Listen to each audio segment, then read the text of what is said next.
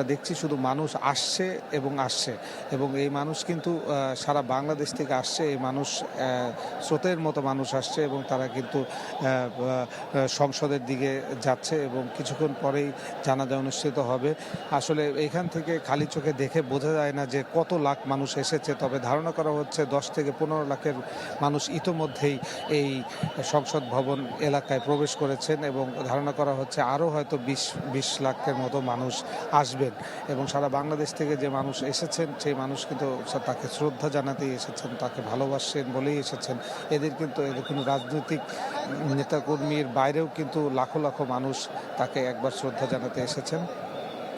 আজকে সরকারের পক্ষ থেকে রাষ্ট্রীয় শোক পালন করা হচ্ছে, একই সাথে কিন্তু সরকারি ছুটি ঘোষণা করা হয়েছে এবং গতকাল সকাল 6টায় কিন্তু খালেদা জিয়া এভারকেয়ার হাসপাতালে মৃত্যুবরণ করেন এবং মৃত্যু খবরের পর কিন্তু সারা বাংলাদেশের মানুষ অনেক বেশি আবেগ আপ্লুত হয়ে পড়ে এবং আজকে এমনিতে যে 31 থেকে শুরু করে নানা ধরনের বর্ষবরণের কর্মসূচি ছিল, সব কর্মসূচি কিন্তু বাদ ঘোষণা করা হয়েছে সরকারের পক্ষ থেকে।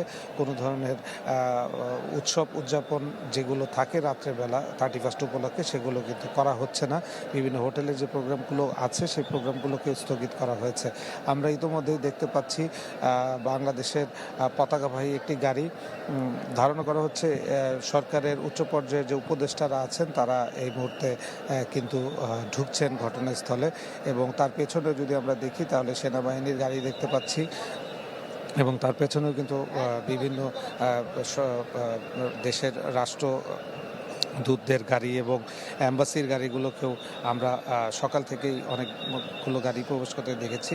এখানে পাকিস্তান, ভারত, অস্ট্রেলিয়া, শ্রীলঙ্কা, আমেরিকা সহ প্রায় 10 থেকে 15টি দেশের রাষ্ট্রদূতদের গাড়ি আমরা প্রবেশ করতে দেখেছি। কিন্তু যেটা বলছিলাম তখন যে মানুষের এই ঢল ভেদ করে গাড়িগুলো ভিআইপি প্রোটোকলে ভিতরে ঢোকানো কিন্তু একটা অসাধ্য ব্যাপার হয়ে দাঁড়িয়েছে। আপনি দেখতে পাচ্ছেন যে সেনাবাহিনীর সদস্যরা এখন সাধারণ মানুষকে একটি লাইনে দাঁড়া করিয়ে গাড়িগুলো ঢোকানোর চেষ্টা করছেন।